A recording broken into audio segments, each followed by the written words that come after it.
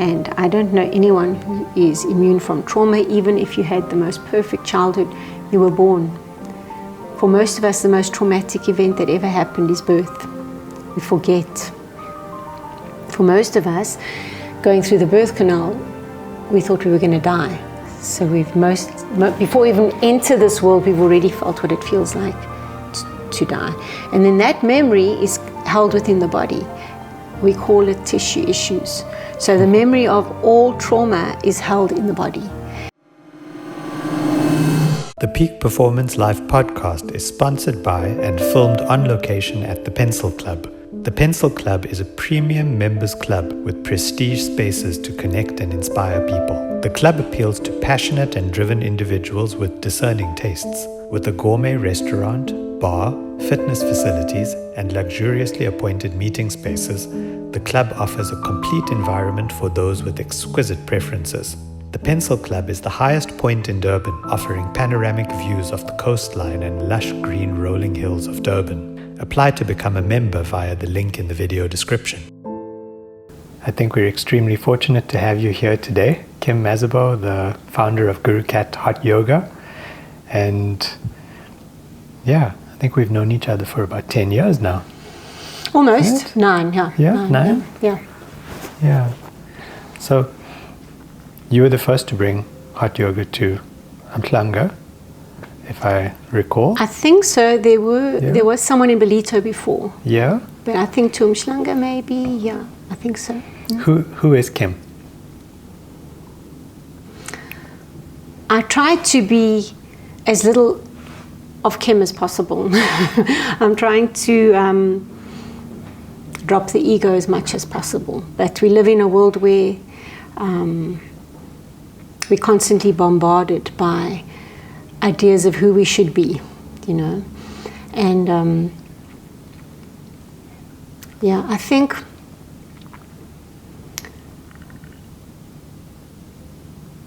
to be the best version of myself, I need to get out of my head. I need to surrender to God, which is, in yoga we call that Ishvara Pranidhana. And I live by that tenet. I live most of my life surrendered. So when I wake up in the morning, I devote my day to God, really. And that's basically it. Yeah. I try not to talk about myself too much. Okay. I'm going to ask a lot about you, though, so I think we're going to get into that. Okay, so there's no get out of jail free card, right? No, okay. We're going to have to delve into some of those details.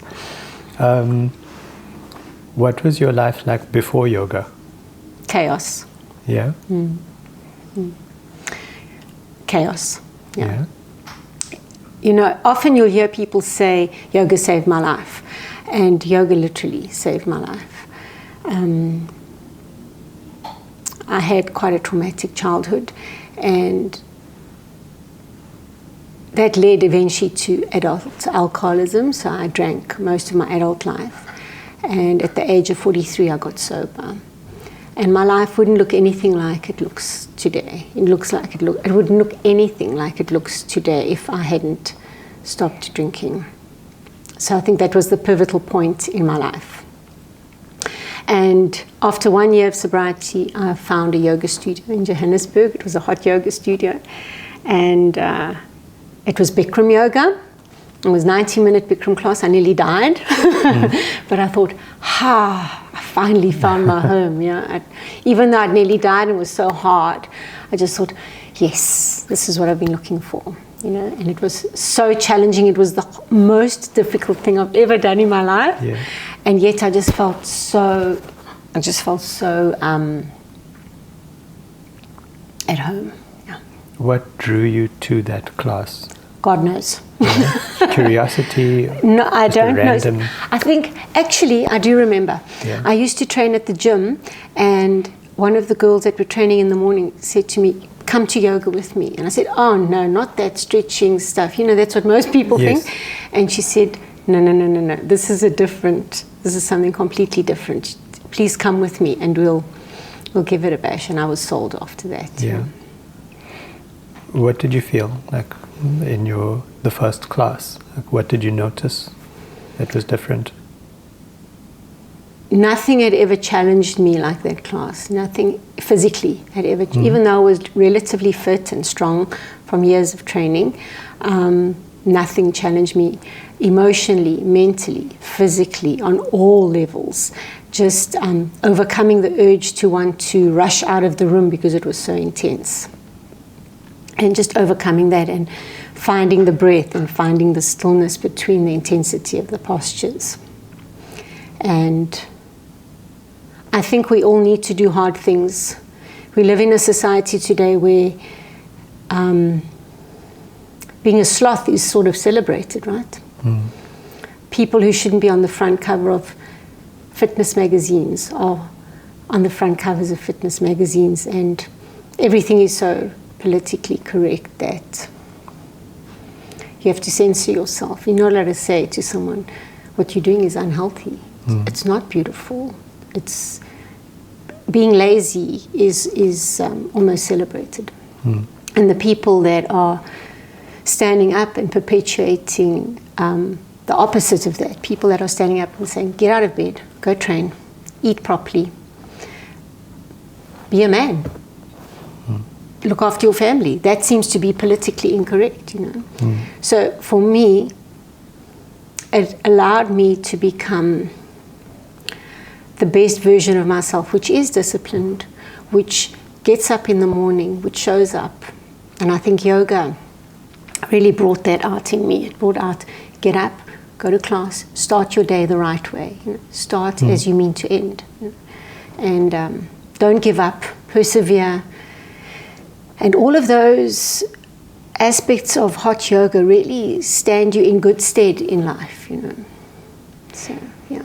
How did it progress from attending that first class to you deciding this is what I want to do? I never ever thought this is what I want to do. Yeah. I had no intention of teaching yoga, of having a yoga studio, none of it. And this is why I really believe in Ishvara Pranidhana, surrendering, living a surrendered life. Because the life we think we want could be nothing like the life which we deserve, you know. And when we try to micromanage everything and control everything, maybe that's limiting, you know. So I remember after practicing for a while, my teacher saying to me, you will be a yoga teacher one day. And this, I said, no, I don't think so. I just want to practice. I just want to be in this hot class, sweating and focused, and I just want to be in the torture chamber, as it's known. And I don't want to teach. You will teach. So she must have had some kind of insight.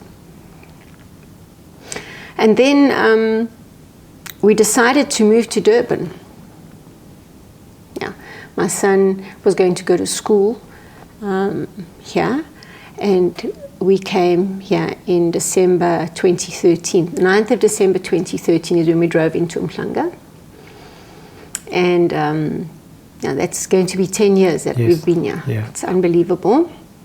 I had no clue what I was going to do. I had started importing, because that was my business before. I used to import from China. And I'd started importing mats and towels, and I thought, well, maybe I can have an online business, you know. And I branded the mats, the Gurucat mat, and we had Gurucat towels, and that was going to be sort of the first product line. Okay. And then I was just going to do merchandise for yoga, yeah. And then I was hoping to find a yoga studio, a hot yoga studio. There weren't any. Yeah. I remember there was one teacher who did, I used to love her classes, Heather, and she did it on the ridge, and she used gas heaters. It still had the same effect, and we still sweated and it was still great, you know. But then she stopped. I think she fell pregnant. She stopped doing that. And the woman who had the yoga studio in Belito stopped doing that because she also had a baby and her life evolved. And there was no hot yoga studio. So when I started teaching here, I started teaching at the gym, actually. And at Virgin Active? At Virgin Active, yeah. I was burning incense and candles at the gym. You can imagine how popular that was. And they told me to stop doing it because I was going to burn the gym down. How are you going to burn the gym down? I don't know, but they weren't happy with me burning candles and incense at the gym. And then it was actually what triggered the whole process of opening Gurucat was I went home I still consider it home, to Johannesburg in May in 2014. And I rushed from the airport to my old yoga studio to do a Bikram class. And I was almost late. It was literally 30 seconds past 7. And Sally was about to close the door. The studio owner. She said, "You're late."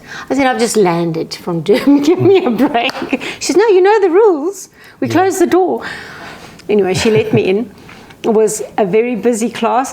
It was packed, that class. And I remember we were in Parangustasana, standing hands to feet pose. And in this full class, she said to me, "Kim, is there a Bikram studio in Durban?" And I said, "No, there isn't." She says, "Well, that's what you're going to do." Yeah. I laughed. I thought, no, I'm not going to. Yeah, and then she just, when I got back home, she kept on phoning me. She phoned me once a week until I found the site. So that's how it all came about. That's amazing. It's like serendipitous. Yeah, 100%. Yeah. But that's surrendered, right? Yes. Yeah. I think I came to my first class with you in October or November of 2014. It must have been November because we only opened on the 1st of November. So it would have been November, yeah. Okay. Yeah, we've known each other for a long time.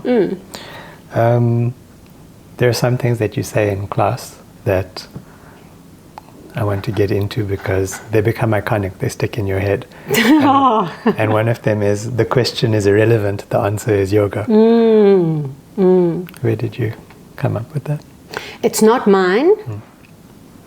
I picked it up somewhere, but I can't tell you whose original quote that is. I know nothing, Sahil. Everything I know, I've either been taught by another teacher or read somewhere, or it comes through me. But really, I really don't know anything. And the more I learn, the less, or the more I learn, the more that I know that I actually know nothing. So that specific quote, I can't tell you whose quote it is. And I remember hearing it the first time and thinking, what does that mean? The question is irrelevant, but yoga's the answer. And then as I've deepened my own personal practice, I realized for me that when you eventually evolve your practice to meditation, all answers come to us.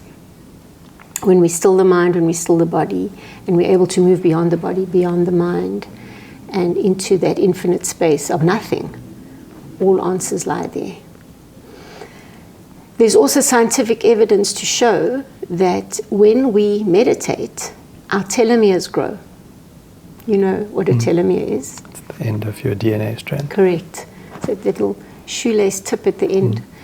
And what generally happens with life is those telomeres get shorter and shorter. And what happens when the telomere is gone? Yeah.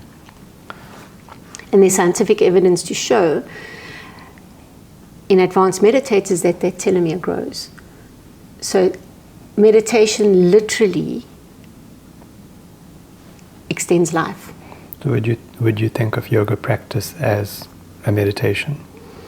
It's a moving meditation. The asana practice.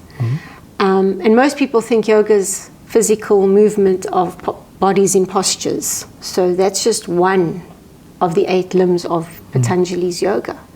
And it's, for most of us in the West especially, it's all we know about yoga, but it's literally just putting your toe into the ocean, which is infinite, because yoga is life, really. It's ancient, 5. Sadhguru says 10,000 years old, when Adi Yogi, the first yogi, sat on the hill. and sat in meditation. I don't know if you know the story. And yoga is just perfect. It has the solutions, it has the wisdom to all of life's problems. So we start by practicing asana, and hopefully we move from asana eventually to meditation. Maybe for people that don't understand, you can explain what asanas are. Asana is the physical postures of yoga. So when you go to a yoga class in the West, you're usually doing an asana class, a yoga posture class. But I'm happy to say increasingly, and especially at Gurucat, we've included meditation, a short meditation, into most of our classes. We've started introducing mantra, which are the sacred chants. And those sacred chants are so powerful. Just by chanting those sounds, we can change the energy in our body. And when you change the energy in your body, you change your body, you change your mind, you change everything. Just by voicing or chanting those chants. So there's the chants, there's the meditation, there's the physical movement of the body. And by putting your body in those postures, we are allowing the body to heal, to recover, to become stronger, to become more flexible, so that we can sit for extended periods of time in meditation. Ultimately, we want to be able to meditate, because it's in the meditation where we receive everything. The body heals, you're able to access wisdom and information which is not available in this world. Everything lies beyond this world. So to come back to your question, that's where the answers lie, you know. And at our Shala, I have been privileged, Shala means yoga school, I've been privileged to witness the most incredible transformations of people, not only physically, mentally. At least once a week, if not more, people send me messages of how they've managed to come off SSRIs, they've stopped smoking, they've stopped drinking, they've stopped a Coca-Cola addiction which they've had for years, they've stopped McDonald's, because what happens, there's something miraculous that happens when you practice yoga postures. Even if all you're doing is to lose weight. So your intention is, I've heard when I practice hot yoga for 90 minutes, I can burn 1,000 calories. That's actually what got me to go do my first yoga class. Thank you. The penny drops. The penny drops. Because I was this gym bunny, and all I was interested in was body, body, body, body. And this girl said to me, 90 minutes of hot yoga, you're going to burn some calories. So that's actually what got me there. So, and that's actually what gets a lot of people to hot yoga. They think they're going to sweat. And many people, the first time when they send me messages, they say, can I lose weight? I have to breathe. But that's just the way we've all been conditioned. You know, we've been conditioned to worry about the body, body, body. And that's why we suffer so much, because we're so obsessed with the body.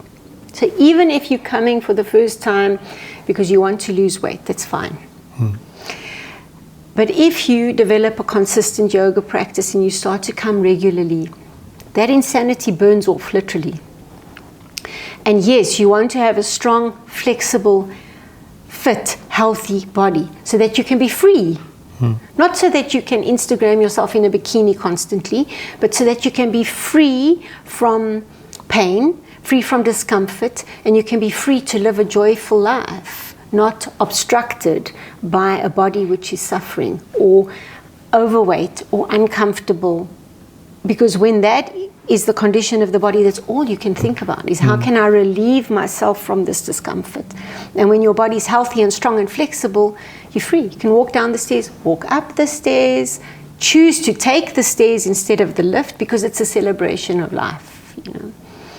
So you start doing that physical asana practice, and eventually the wisdom starts to seep in. The insanity starts to leave. You start to realize, I'm more than a body.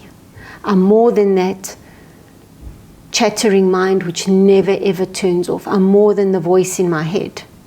Well, if I'm not the body and I'm not the voice in my head, who am I? And that's the question, right? Who am I? Mm. I think it's interesting. that you do want to distance from the ego, and you don't, it's almost like you're moving away from identifying as Kim. But on some level, can you not accept that it is Kim, it is you, without accepting it at an egotistical level that is able to impart knowledge in a unique way? Because perhaps the quote is not yours, perhaps what you've learned is not yours, but there's an element of individuality in the way in which you present it that you should accept credit for without allowing the ego to take over. I really don't think that Kim could do anything, actually. Really. She tried to do stuff before. Hot, holy mess. Kim is doing stuff every day. But just... You're uncomfortable with praise. Because I can't, the praise is not mine. Honestly, Sahil, the ego wants that praise desperately. The ego in all of us wants praise and approval. We all want to be seen. And every day I've got to work with myself every single day, because there are people that will come and say, "You've saved my life." Wow. It's a big thing. That's a big thing. Yes. Or you the reason. No. You can't even begin to claim that. And this is what happened with great teachers like Osho or Bikram, or many of these great teachers, where they started claiming that. This is very dangerous. It's very dangerous. So for preservation of what we've created, and no one person creates what we've created, you know. I opened the doors and the space is there, but then the people that came along throughout the years and the community that is developed around that, that's what creates that special space, you know. But it's very, very dangerous if you start to claim things. So to me, as soon as I feel the ego's need, which is always there, wanting to claim that praise and approval, wanting to say, "Oh, look at me, I'm so special," that is very, very dangerous. I'm very aware of that. I completely get you. Good. But yeah, I do think there's a space somewhere in there in the middle, because you can have good teachers and you can have really bad teachers and have the same knowledge, but you're a good teacher. Thank you. And you're able to deliver something that's special and meaningful, and that helps people. And then at some level that comes from you. I think it wouldn't be able to come from me if I wasn't surrendered, you know. So literally before every class, I surrender the class. Before I walk in the doors, I surrender that class. And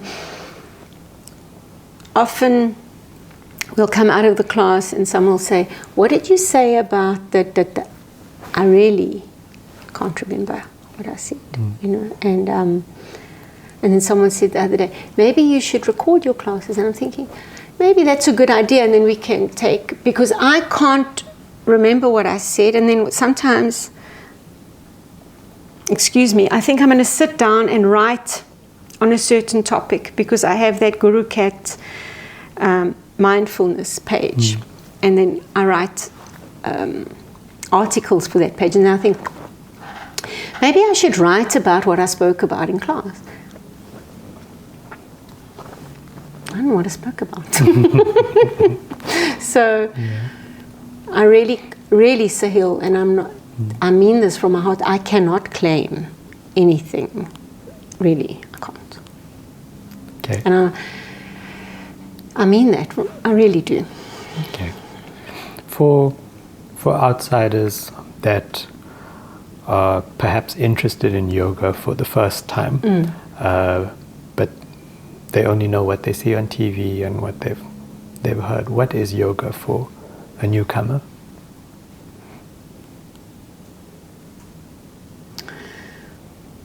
Yoga is more than physical exercise.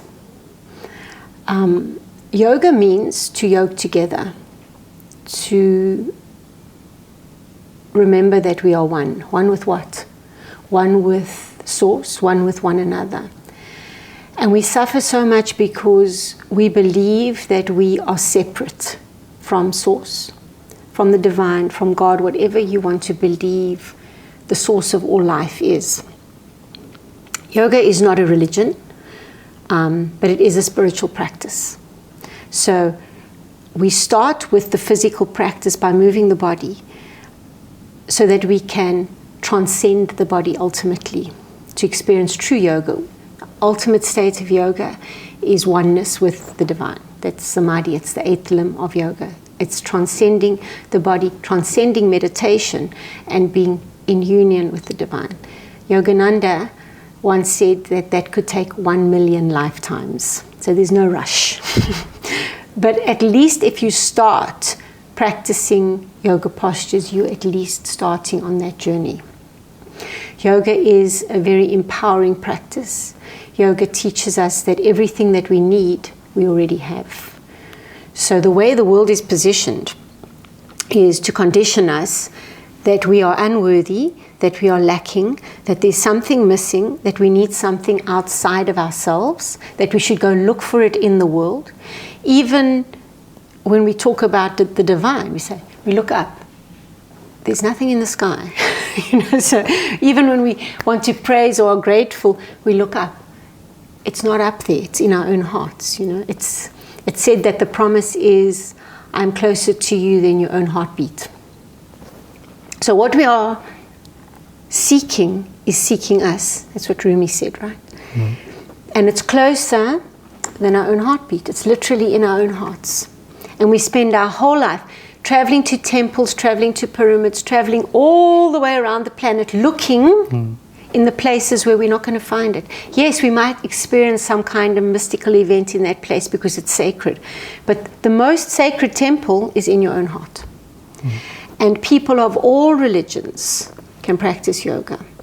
So again, the world has conditioned us to believe that yoga is only for Hindus, yoga is only for, I don't know, some kind of limited special people or a limited special people. Not at all. Yoga is unifying. So yoga gets bad press from a lot of people because we chant and people don't understand what the chants are and they think we're worshipping some kind of idol. It's none of that. It is a way of moving beyond that. I often say when I'm standing in a class full of people that I wish the world could be representative of, or I wish this room could be a representation of the world, because you'll have a Muslim lying next to a Jew, lying next to a Hindu, lying next to a Christian, right up against each other, and they love each other, and they'll give each other a big sweaty hug afterwards. There's no separation in that room, and we are able to transcend our differences and to see the true nature of the other person without their car or their clothing or their house or whatever it is. Because when you walk into the studio, you take your shoes off, you leave your car keys, you leave your cell phone, you leave everything that you come in just with your body with minimal clothing. Nobody knows where you live, what you do, what your history is, how much money you've got. None of that. Nobody, what your religion is, whatever, doesn't matter. And when you can find that common ground, then that fosters understanding and tolerance. And we seem to have very little tolerance of each other. There's this thing, as we were discussing earlier, this is the right way, this is the wrong way. And if you disagree with me, then you're my enemy and I must hate you. Where did that come from? That we can't have a debate. This is my belief, this is your belief. Why do you believe that? This is why I believe that. I understand why you believe that, but I choose not to believe that. That's not what resonates with me. But can we agree to disagree? And we can still be friends. 100%. Why should we be enemies? Because you disagree with me, I don't have to hate you. And that's what I see at the studio, which is so beautiful. It's people which come from vastly different backgrounds and ideologies and religions, and yet find a commonality of unity, which is, and that's what yoga is all about. It's about bringing people together, about melting all of those false, that's the false idol. The false idol is the things which separate us. And if we believe in omnism, we believe that there's one source, one creator, and we all have different ways to serve or to honor or to cherish or to love or to devote ourselves or to acknowledge that source. So that's the true nature of yoga. And I think it is important to raise the topic that the religious background is of no consequence. Absolutely. Because people do have these barriers and they have this resistance to join something that's unfamiliar. I remember when I was young and I was doing martial arts practice, there was a guy that I had trained with for about 5 or 6 years, and he just suddenly stopped. And I asked him what happened, and he said, no, because of the screaming, like, you know, when you, like, haya or whatever it is, he was told that that goes against their religion, because in that moment it's like the devil takes over your spirit. Wow. And I was like, okay, that's pretty weird, man. You know, but he left, he never came back. So people have these weird ideas, whether they have it themselves or it's given to them by someone else, and it can put them off something because it really scares them. So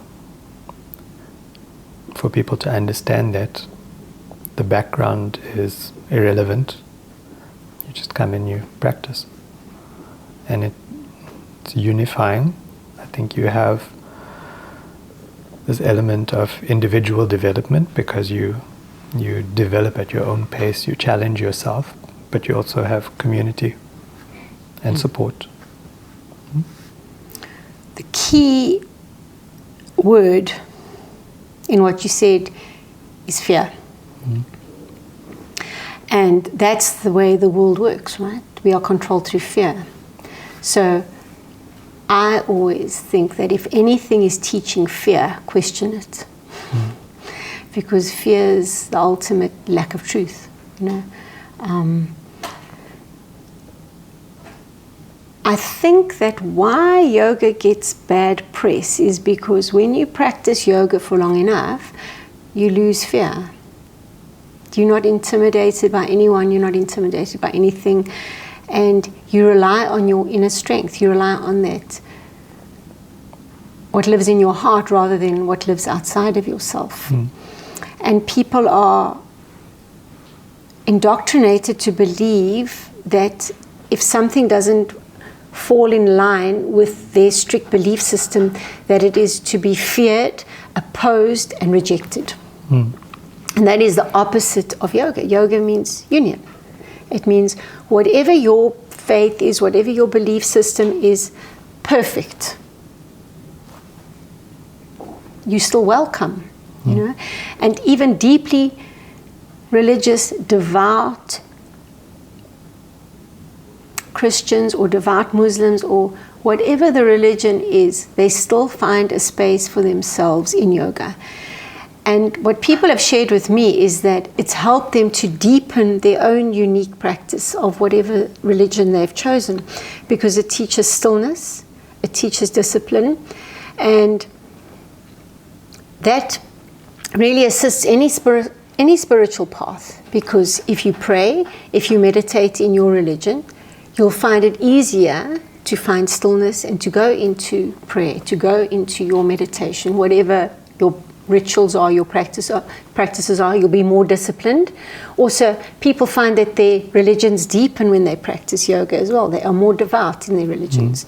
So I think it's truly one of the few places where everybody can feel deeply spiritual together in one room, regardless of what their unique spiritual path is. That makes sense. So everybody is welcome. And I've seen the most devout people coming there where first they wouldn't take their shoes off, they'd wear socks because, and then eventually they realize this is actually a safe place. I can take my shoes off, I can walk on the floor with all the other people, we can lie on our mats together. And that's beautiful. Imagine if we could do that all over the world, you know, not just only on our mats, you know, and just be tolerant of and allow people to be whatever they want to be. Can you help explain the differences between the different types of yoga? Because you've got a number of different types, whether it's Bikram or Ashtanga or Kundalini, or I don't know all the names, but what are the differences for an outsider that wants to join? It may seem overwhelming that there are so many different choices and they don't know where to start. Well, most physical practices of yoga postures come from Hatha, which is the classic school of postures, really. And then from that, we have all the different schools. So you have Iyengar, Ashtanga, and all of the rest, and even Bikram. So Bikram is the original hot yoga, 26 yoga postures, practiced in a heated room of about 40 degrees, and 2 breathing exercises, one in the beginning and one at the end. It's practiced without music. That's the classic way. And you have to do half the class standing, half the class is lying down on the mat. And it's beginner's yoga, so everybody is welcome to practice that. And you go along accordingly to your progress. As you mentioned, everybody is allowed to progress on their own, at their own pace. Then I'm just going to talk about the yoga we offer at Gurucat. Yes. And then we have hot hatha or hatha. Hatha means sun and moon. So ha is powerful. Ha is that sound you make when you are in your power and you're moving ahead. And then ta is moon. So it's the yin and the yang. And in the hatha class as well, we'll have practice standing sequence, and then we'll have floor series, some meditation, very short meditation because it's mostly about the movement in a hatha class. Yin yoga is the opposite of that ha energy. Most of it is done on the floor, and we hold those yin postures for between 2 and 5 minutes usually. We use props and bolsters so that you are supporting the body to be able to hold those postures for extended periods of time.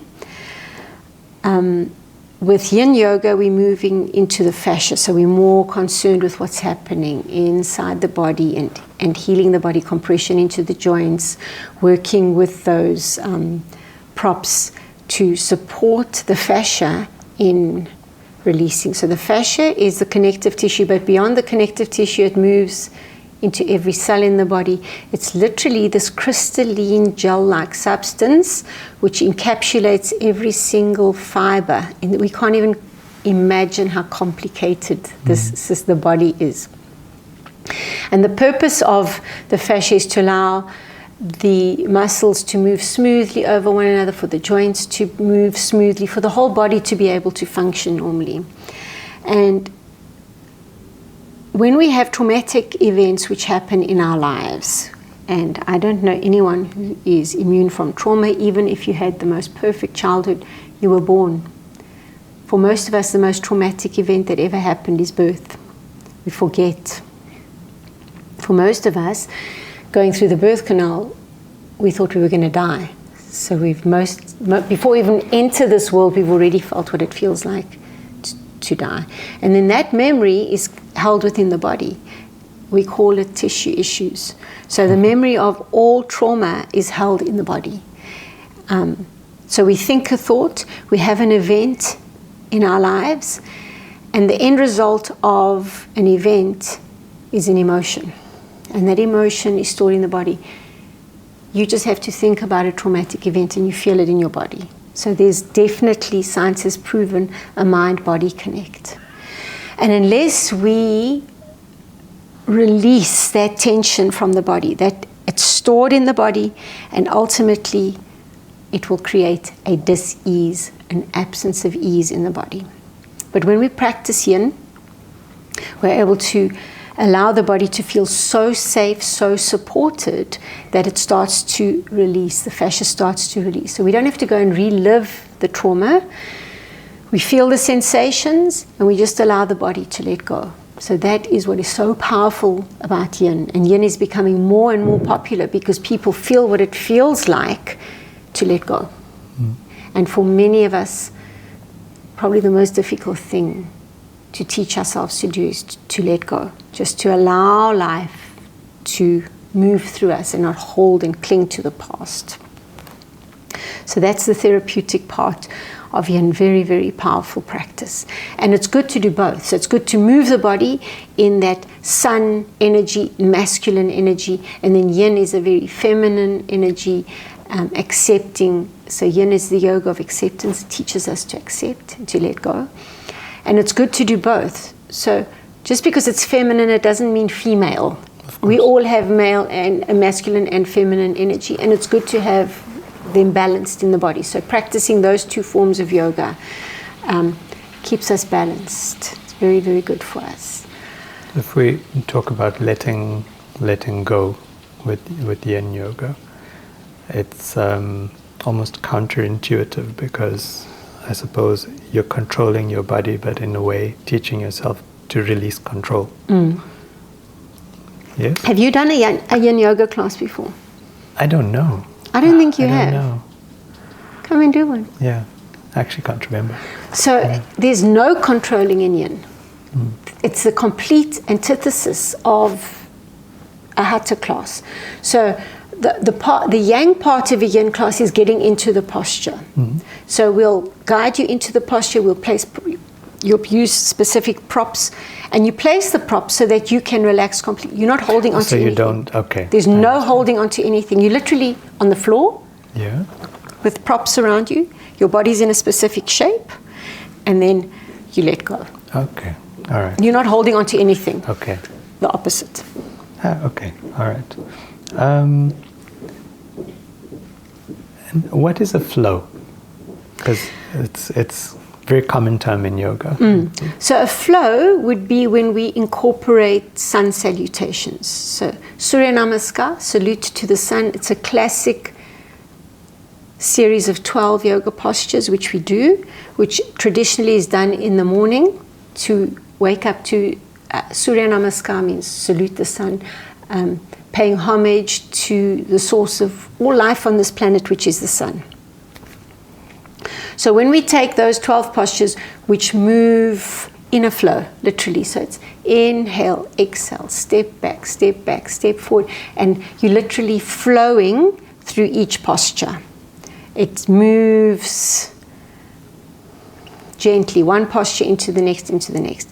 So we've progressed from that to take that traditional Surya Namaskar or sun salutations and to incorporate it in a class with other postures. So we'll flow from one posture to the next, to the next, to the next. So that's what is meant by flow, which is different to Bikram, because Bikram is static. We'll do half the class doing one posture at a time. You're not flowing to the next posture. You'll do one posture, rest, another posture, rest. Whereas in a flow, you're moving all the time until you take a rest, and then you move all the time. So you're flowing from one posture to the next. Do you find that different styles appeal to different types of personalities?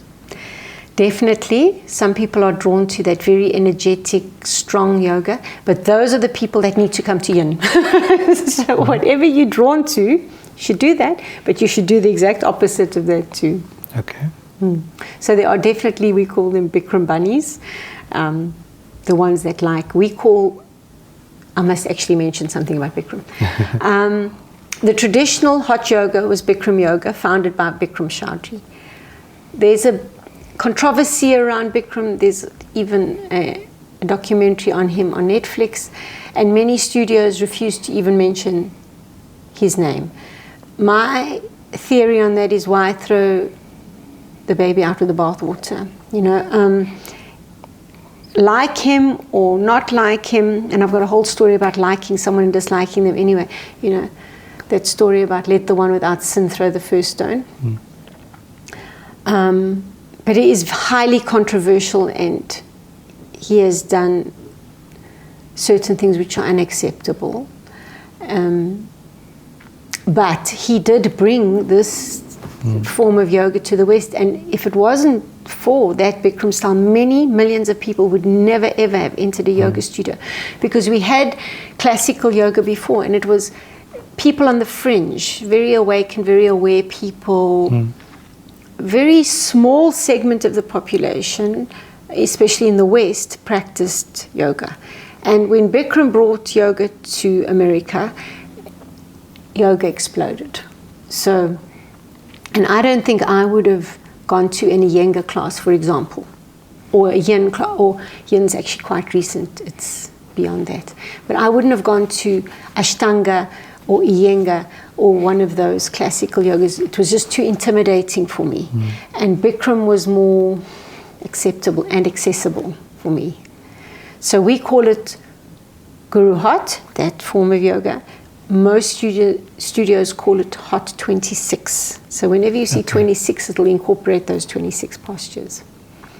But, and it used to attract a certain group of people, especially in LA, girls in bikinis and boys in tiny shorts, and it was all about the body, you know. And also the way he taught his teachers, he was very insistent that nobody mentioned philosophy or anything spiritual. So it was all about those 26 postures, and you weren't allowed to deviate. But now that he's persona non grata, we basically put our own twist on it. Okay. He can't sue us anymore. Yeah. All right. And what, in your experience, are the physical benefits of practicing yoga? You can't even begin to imagine all the benefits. Health-wise, it will change your life. It really will. Reduced blood pressure. People have come off asthma, ventilator. I don't know what pumps. Yeah. Those things. Reduced obesity. All of the obvious things. Also, reduced cravings. People make healthier choices. I think that's probably the most relevant. The most relevant benefit is that people start to make better choices. So you come into the yoga practice and you have a certain lifestyle, and you're just coming there for physical benefits because you want to be thin, for example. And then you practice for a consistent period, and then you start to eliminate the choices you make which harm you.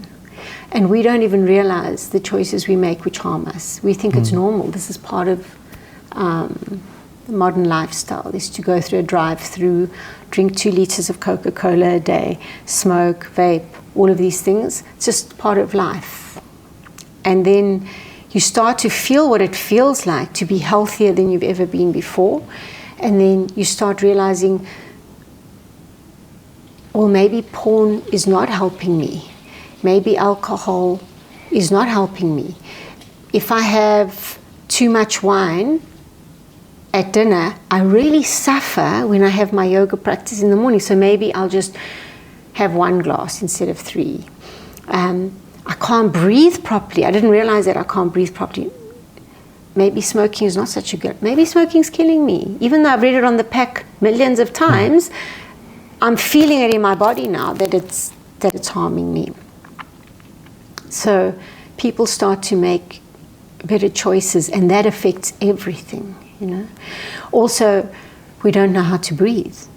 Most people don't breathe. They are literally just breathing into their clavicles, at most breathing into their chest. Very few people breathe into their belly. You start to take 1 breath a day breathing into your belly, you can change your life. Just by taking 1 conscious breath every day. That's 365 more breaths than you've ever taken in your life before. Start to change the way you breathe. It changes the way your brain functions. It changes the way your heart functions. It changes everything. So, and it's subtle. You know, you don't even realize. You think, Mama, you don't, for many people, they don't relate the two. And then eventually they realize, oh my word, this was the catalyst. It's since I started practicing yoga that I've started making these different choices in my life. And the end result of a choice is a feeling in your body. So I would say that's the most important. Do you see transformations in mental health, mental states? 100%. And many psychologists send their patients to practice yoga, most definitely. Just very recently, I've got a woman who came to me, and she told me when she came off those SSRIs, literally a few weeks in, and then last week she came to me, she said, I'm celebrating 3 months off those SSRIs today. So people find the motivation and they start feeling better about themselves, they start feeling that they can cope more with life. And I would never recommend that somebody just goes cold turkey off anything. She did this with her doctor. And most definitely, mental health, definitely. What do you think the trigger is? Why do you think that happens? There's a sense of well-being, which maybe there wasn't before. People don't have coping mechanism. There's just this life charging towards you and this constant barrage of having to do things, be things, become things, achieve things. And it's relentless. Life is relentless if you don't have a spiritual practice. Life is relentless if you don't have an outlet, So there's a epidemic of these SSRIs, just like there's an epidemic of addiction. And both of those are an epidemic of emptiness. There's this emptiness in our hearts and in our souls, and we don't know how to fill that emptiness. And most of us think it's a substance or a behavior. That's what addiction is, right? It's wanting to escape life because life is just unbearable. And with depression as well, life is just unbearable and I don't know how to cope. And there's no relief. It's relentless. And when you practice yoga, there's relief. There's when you can lie in Savasana for the first time. So Savasana is the last posture in a yoga class where you lie on your back, close your eyes, and you just melt into nothingness. And for most people, they've never experienced that in their lives, that sense of deep calm and peace that comes after even a vigorous yoga practice. So when we move the body and put the body in those specific postures, something miraculous happens. We don't understand it. I believe that every single posture is encoded with ancient wisdom and ancient medicine.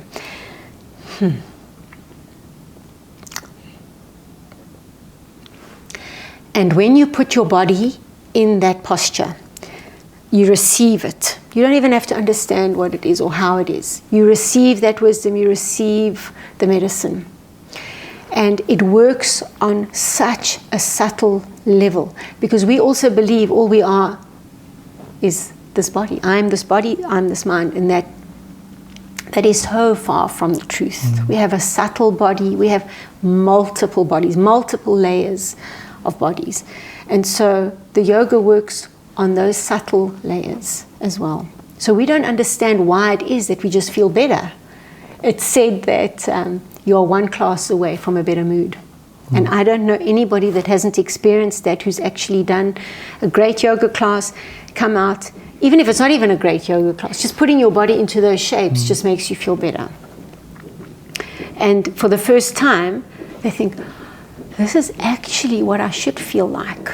That anxiety and stress and fear and all of the things that the world tells me I should be feeling, that's not what I should be feeling. This peace, calm sensation is what I should be feeling. And then they start coming every day. And because they want to feel like that every day. And that's how we should feel. We should feel that peace and calm and surrendered state. That's the way we should feel. We're here for the joy of the soul. We're not here to suffer.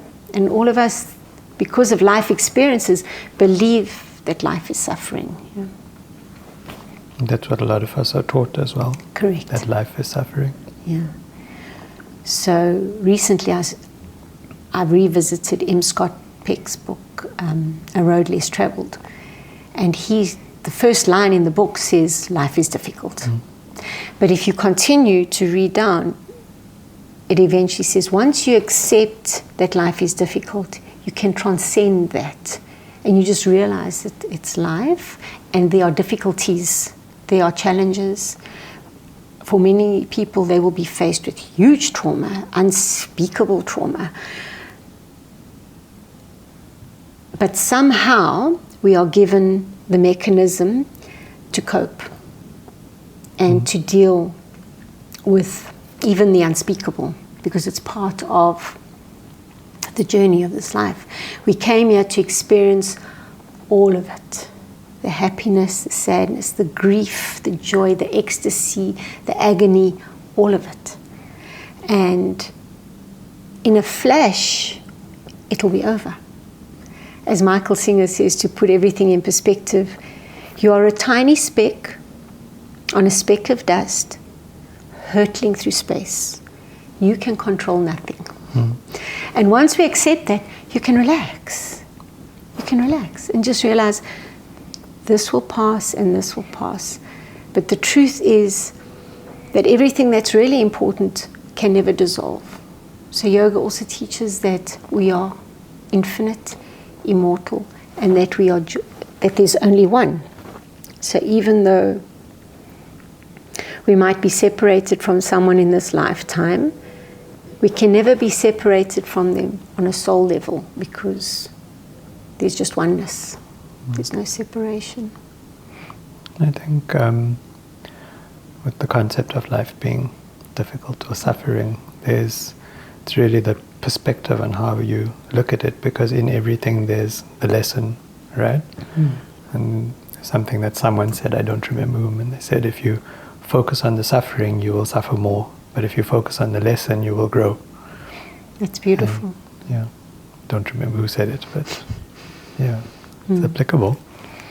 And do you think there are benefits to practicing in a class as opposed to practicing alone? If you can practice alone, you're a master, man. Wow. If you can practice alone, that is amazing. So for many of us, I know I find self-practice really hard on my own. But if I'm in a class, somehow that group energy just motivates you to be your best. Not that you're competing, but it just motivates you, that group energy, because yoga is union, right?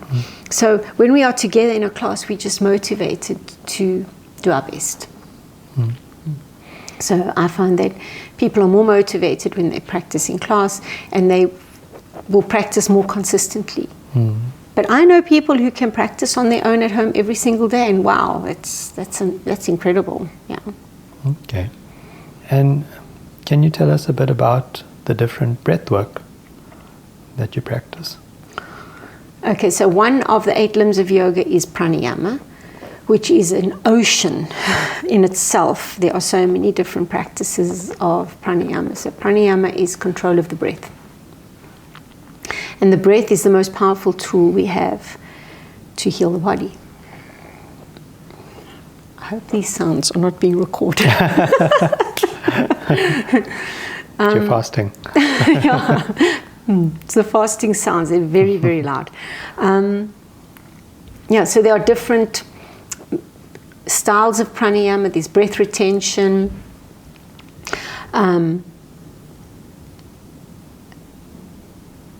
And I think that the breath, when controlled, teaches us that when we can control the breath, we can control our lives. So even in a very intense yoga class, if you can focus on controlling your breath, you can control your practice, and you can find that the breath energizes you. So it is said that we are not sustained by the breath. We are sustained by the one who breathes our breath for us. And when we breathe, we are not only taking in a mixture of different gases. We are breathing in life force energy. So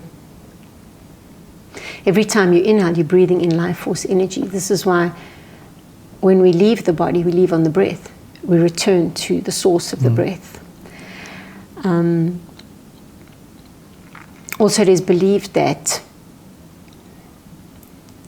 there is the source of all life force at the base of our spine. And through advanced breathwork techniques and through practice of asana, we are able to move that energy up the spine. And that's what enlightenment is. When that energy eventually moves up the spine and through the crown of your head, that's when you experience that state of samadhi, which is the eighth limb of yoga, which is enlightenment. So we're all enlightened, we've just forgotten. But Yogananda said the path to enlightenment is up the spine using the breath. So the whole point of practicing pranayama is to move that Shakti, move that energy which is latent at the base of the spine, and to move it, to encourage it to move up the spine through the chakras, the energy centers, and to the Sahasrara chakra, which is at the top of the head and out. So that's the ultimate goal of pranayama, or any of the modern day breathwork techniques. So energy clearance. Yeah, so it's literally using life force to heal the body and to advance our enlightenment. So I think breathwork is something that's underutilized and poorly understood for the far-reaching benefits and effects that it has on the body. Correct. Because I don't think most people are aware that by breath alone you can change your hormonal 100%. balance and you can achieve so many you can heal your body. physiological things. Yeah, you can literally heal your body. I know with the work of Dr. Joe Dispenza, for example, he uses the breath fully all the time, and he has got a specific breathwork technique where he calls it pulling the mind out of the body. And it's a specific breathwork technique where you are intentionally drawing the energy from the base of the spine up the spine and holding it up against the pineal gland. Hopefully we want to eventually stimulate that pineal gland to release DMT, which is the most powerful psychedelic known to man, which lives in our own brain. And when there's that psychedelic release through the breath, that can alter the state of the whole body. It can heal.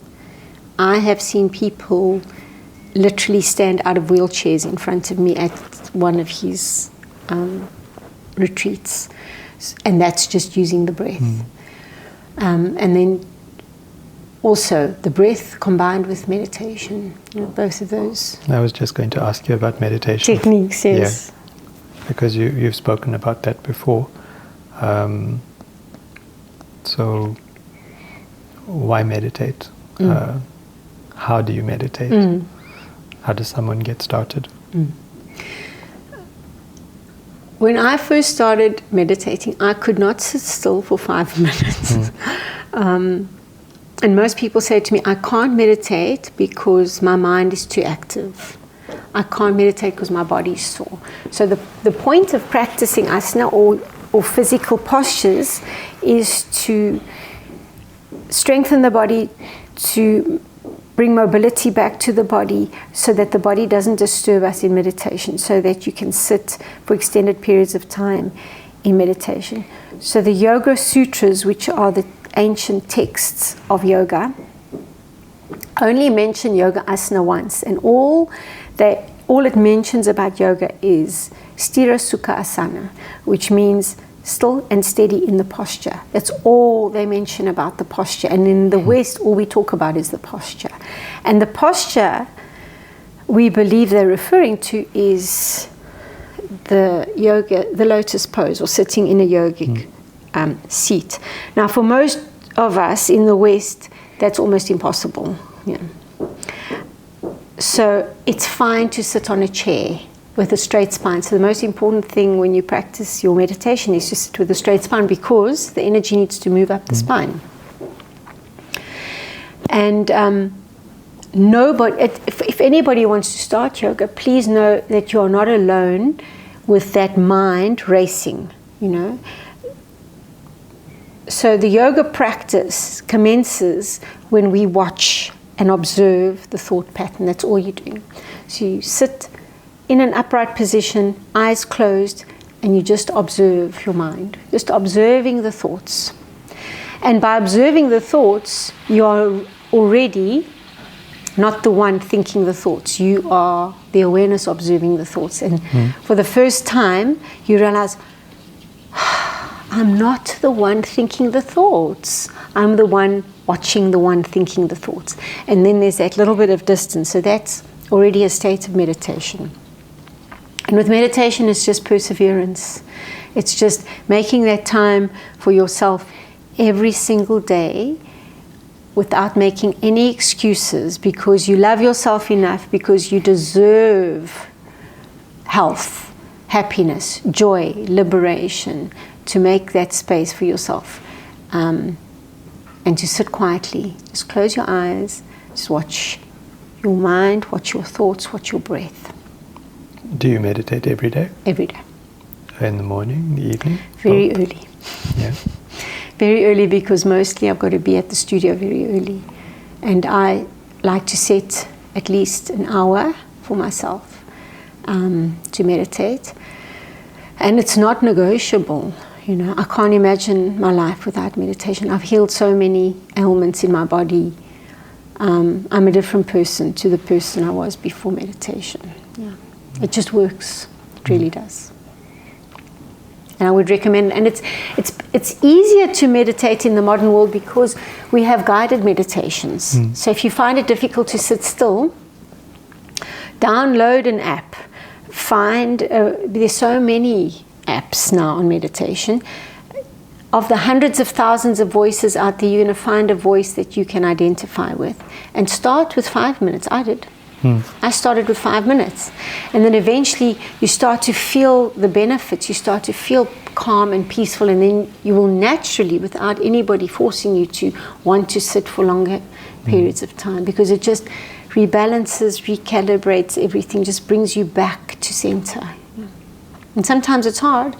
Sometimes your body bothers you, and sometimes the mind doesn't stop. But I found that the most important thing about meditation is consistency and commitment. So you commit. Today I'm sitting for 5 minutes. Today I'm sitting for 10 minutes, 15 minutes, whatever it is. And you set a timer. And regardless of what your body does, you tell your body, we are sitting here, not moving. We will get up when we've finished. And it's that commitment which eventually cultivates a disciplined meditation practice. And there's no freedom without discipline. People don't like to hear that. You know, we think we're free to do whatever we want to do with whoever we want to do it, however many times, whenever. That's not freedom. That's just another version of slavery. We slaves, most of us, to our addictions and our obsessions and our compulsions. We're addicted to a person, we're addicted to a food, we're addicted to a behavior, addicted to so many things, addicted to our phones, addicted to social media. There's so many things which... It's all dopamine.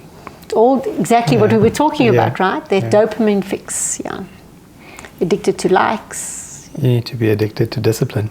Addicted to discipline is good, because there's no feeling like that feeling of liberation, of being free from all of that stuff. You know?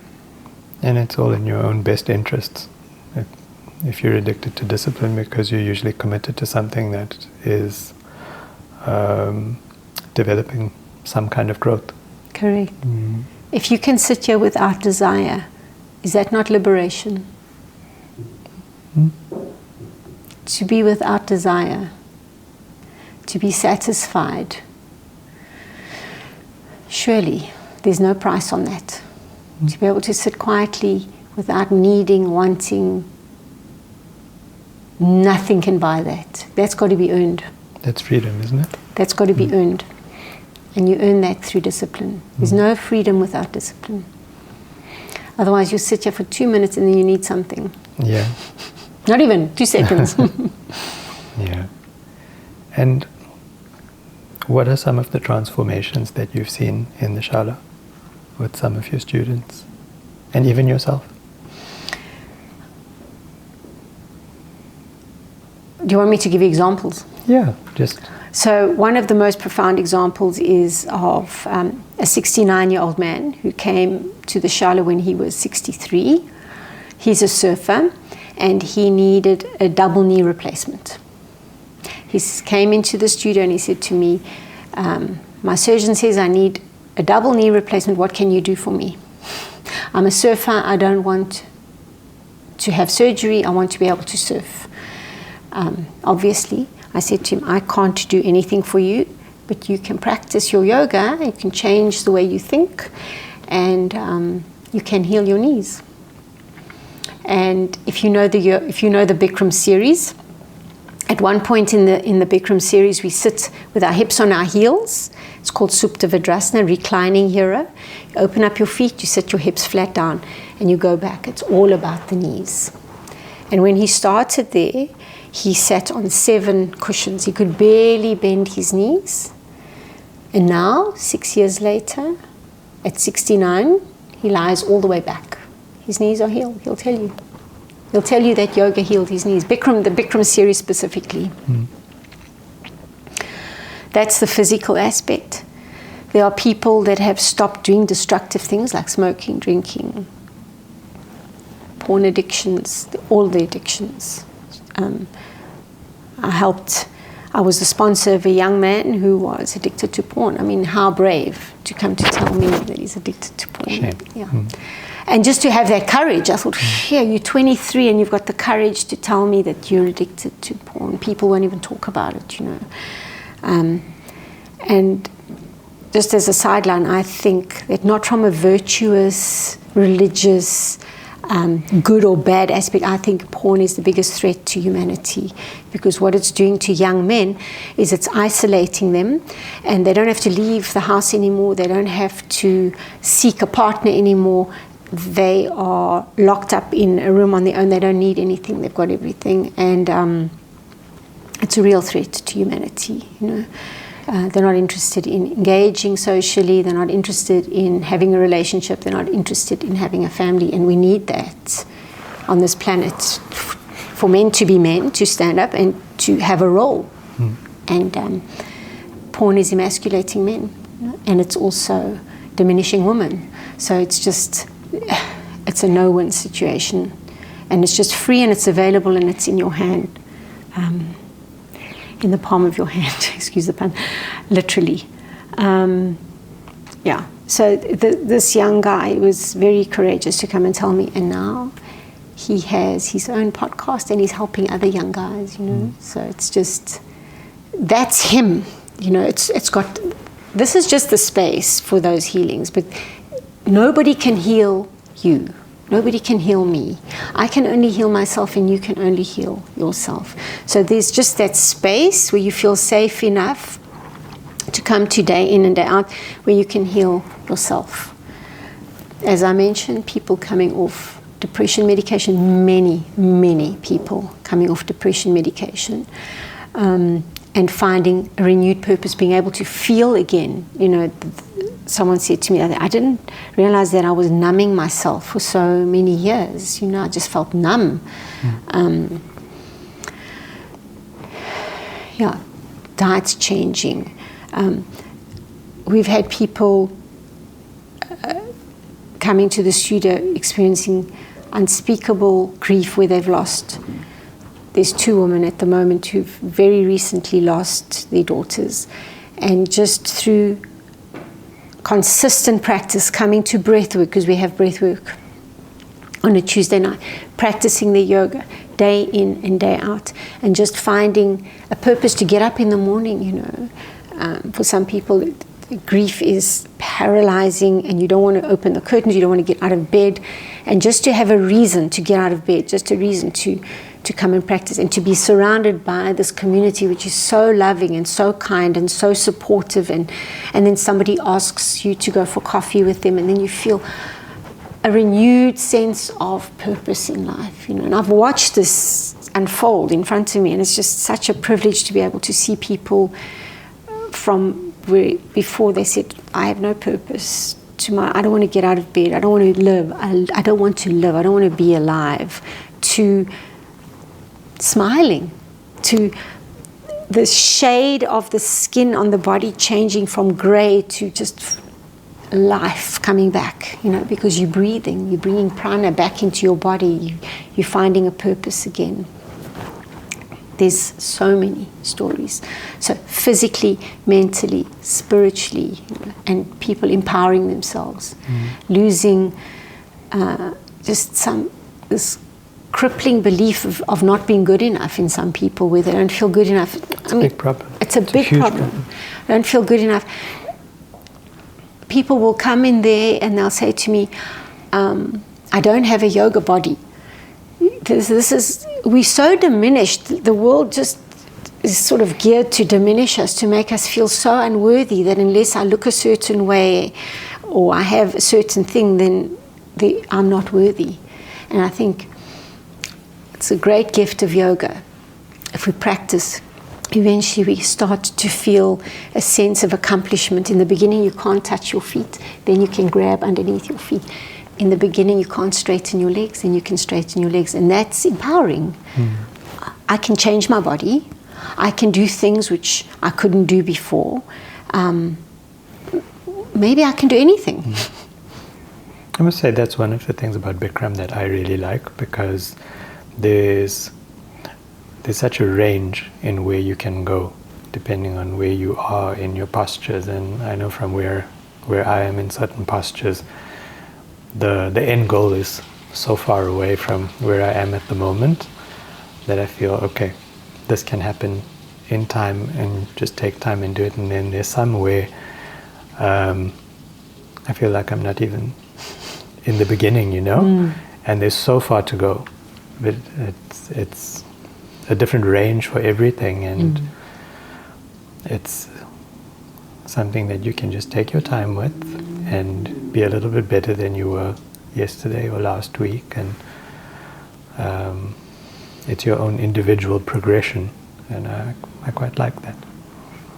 That's the beauty of doing the same thing over and over again, because you get to monitor your growth, your progress, and to see how your body is healing. Because when your body heals, you become more flexible.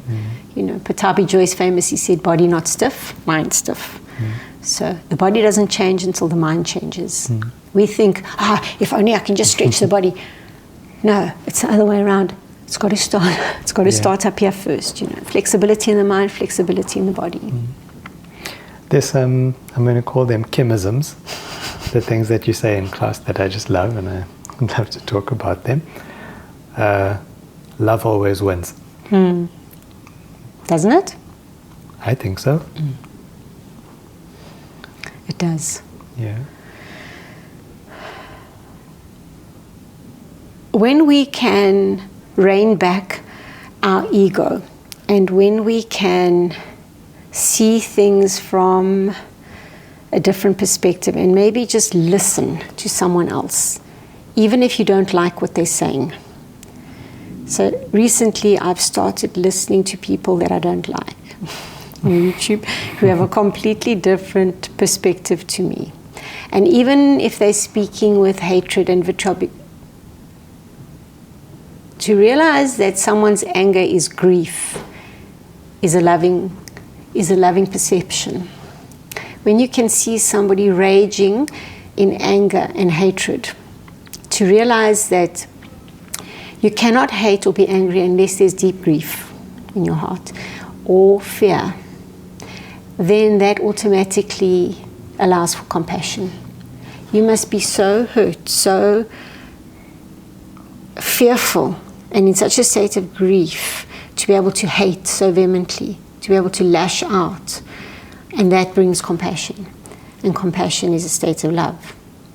So even in my own life, I find it very difficult dealing with people. It's difficult dealing with people because there's so many personalities, and people trigger things in us, You'll feel jealousy, you'll feel frustration, you'll feel anger at somebody. But if you can see that first of all is showing you where your wound lies. So if you trigger jealousy in me, or if you trigger rage in me, I need to see where's the wound in me. It's a projection. It's a projection, 100%. And it's also a gift from you to me to show me, that's where the wound is. That I still need to do some healing around that. You shouldn't. Jealousy is a great teacher, because jealousy is fear of not being good enough, fear of limitation, that there's limited resources and that we have to fight for that limited beauty, love, etc. That's why, otherwise I wouldn't be jealous. I'm only jealous because I don't believe there's enough. Or that somehow you are special and I'm not good enough. But that again is a belief in lack. So when we can acknowledge that everybody is a soul having a human experience, that also allows us to feel compassion. Not perfect. I feel all of the feelings. I'm human. We're all human. Feel all of the stuff, but it's just, can you feel it and not react? Can you feel it, and as it's happening, realize, this is my stuff, it's not the other person. If someone doesn't greet me when I greet them, why is it so demoralizing and destroying to me because somebody never greeted me, Maybe they didn't even see me, maybe they're having a bad day, maybe they're thinking all the thoughts. So I think that can lead on to the next thing that I was going to talk about, because you will often also bring up the stories that we tell ourselves, and that perception that we have of someone else's interaction with us is a story that we've created. We don't necessarily know what's actually happening, but we create a story, right?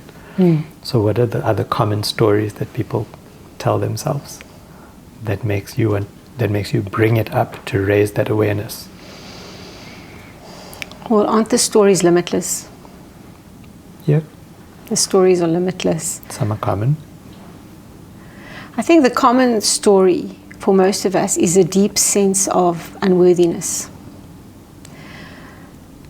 Because if we truly loved and accepted ourselves, there would be no fear, and we'd be more loving. The reason we're not loving is because we're fearful, and we're fearful because we feel we're unworthy. And then we have to put on some kind of facade, some kind of persona, and often withhold our love, hide behind that barrier of, I'm okay. Meantime, that's the last thing we're feeling is okay, So I think for many, many people, in my experience, there's that deep-seated unworthiness, which again triggers the competitiveness, the jealousy, and it's fueled by social media. And if you can live without Instagram, you'll be free. So I think unworthiness is a big one.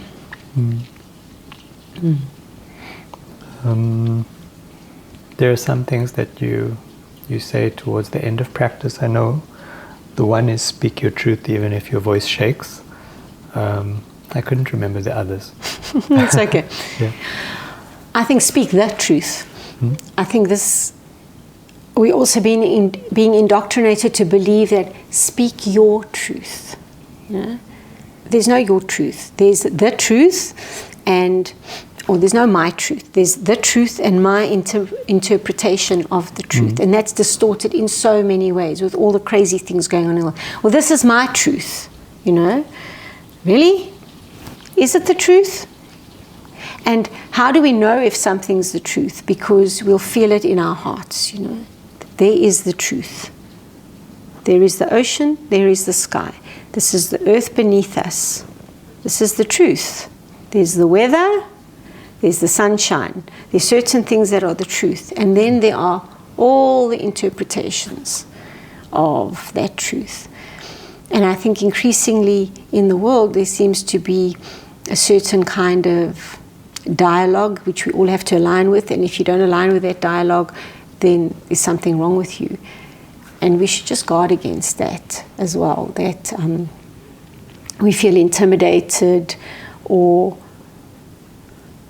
we feel too afraid to speak up, even in our relationships. So in our relationships with our children, it's to speak the truth in a loving way, which is challenging.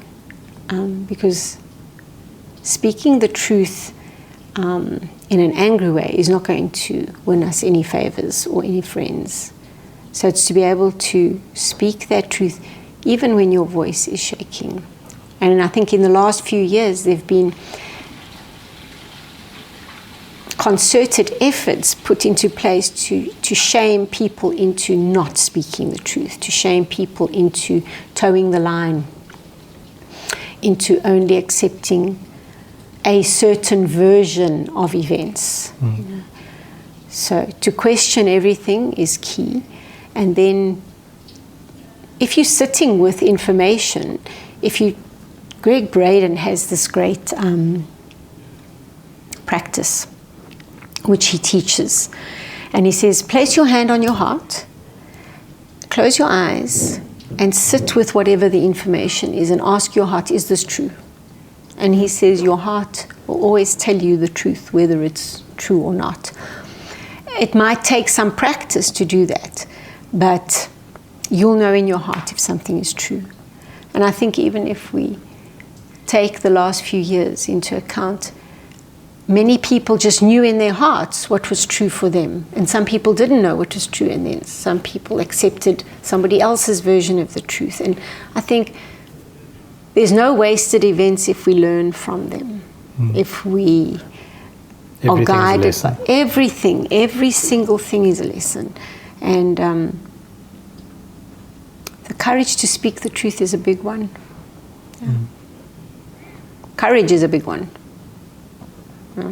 And when we practice yoga, that also, it nurtures courage. We become more, if you can stand on your feet, stand on one leg and do a balancing posture which you've never been able to do before, that emboldens you. It sort of nurtures courage. How would you define a peak performance life? Being satisfied. Being satisfied. Not desiring anything.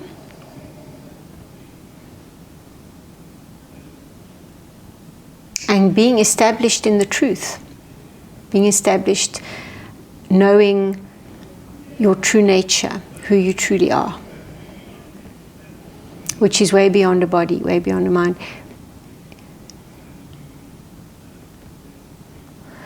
I wish I could show you when you are lonely or in darkness, the astonishing light of your own being. That's Hafiz. So a peak life for me would be to be established in my own being, knowing that I am a cell in the heart of the divine, that all of that power is available to me, and not to squander it, but to use it on something meaningful. And for me, meaningful is being of service.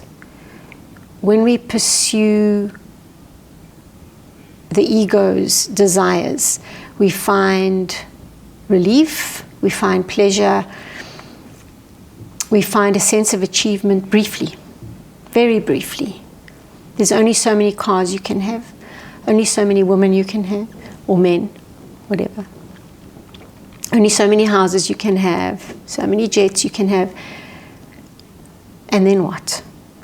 Why do we keep seeking more? Because that emptiness can't be slaked by anything but the divine.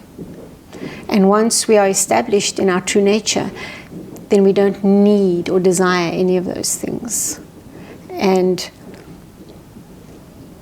that takes consistent daily practice to be established in that, because the ego is powerful, and the ego wants praise and approval. It wants to be recognized. It wants to be on the front page of a magazine.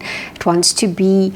It wants 11 million followers. It wants all of those things. To what end? Because 11 million might not be enough, because somebody else has got 15 million, and you see, it's an endless thirst, desire for more, and nothing can satisfy us except being established in our true nature. What habits can people cultivate to live at their peak? Meditation. Meditation. That's it. All of the great teachings, the 3 pillars in Buddhism teach meditation. All of the great teachers tell us that if we want to be free, we should establish a meditation practice. And after you become not even established, but once you cultivate that discipline to sit in the stillness, eventually you can't comprehend life without it, because what you get in that space, it's like rocket fuel, it surges through your body, and it allows you to deal, to experience, even to enjoy life with all of the sensations, all the emotions, and all of the experiences. What habits should people avoid? Anything which destroys you, anything which makes you need more.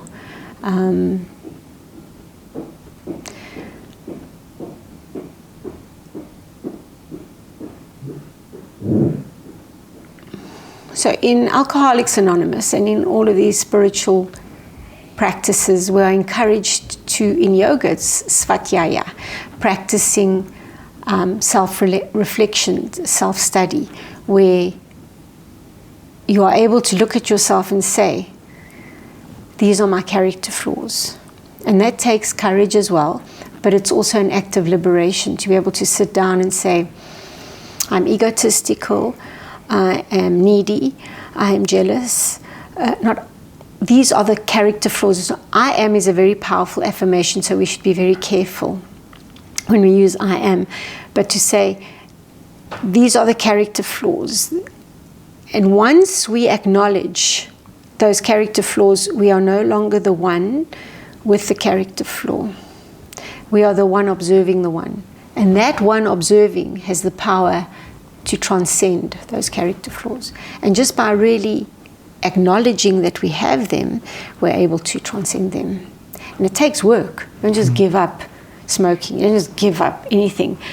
But again, to return to Ishvara Pranadhana, when we surrender to that higher self, we find the courage to transcend the character flaws. Anything which is destroying you, is food killing you? Is your relationship killing you? What is killing you? What is, when you think about something and it hits you in your solar plexus, what is that thing?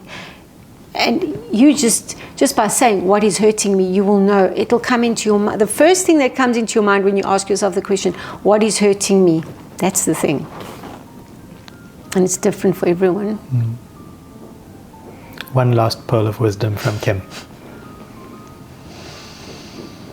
Surrender. Surrender to life. Life is doing you. And if you can just get out of the way and allow life to flow through you, you could experience a life beyond what you could even perceive, beyond your vision board, beyond your mind movie, beyond what you could possibly believe is possible. Because we limit ourselves. Yeah. And so I'm paraphrasing Michael Singer. I'm paraphrasing the Yoga Sutras. But if you surrender to that higher self, to me, that is the only way to live life. A surrendered life. Because if I say to you, surrender, that's a feeling of relaxation. Relax into life instead of forcing it. Just relax into it. What is meant for you can't pass you by. Just relax. It'll come to you. Okay. We end every podcast with a quote. Something that at least I think resonates with the guests. I found something short and sweet that I think you will enjoy. The best teachers are those who show you where to look, but don't tell you what to see. Ooh, maybe I. Maybe that's Alexandra Trenchel. I love that. I love it. It's beautiful. Thank you. You would like that. Thank you, Kim. Thank you so much for coming on and having this great discussion. Thank you, Sahil. I've loved every moment. Thank you so much. I think it will be enjoyable. Thank you.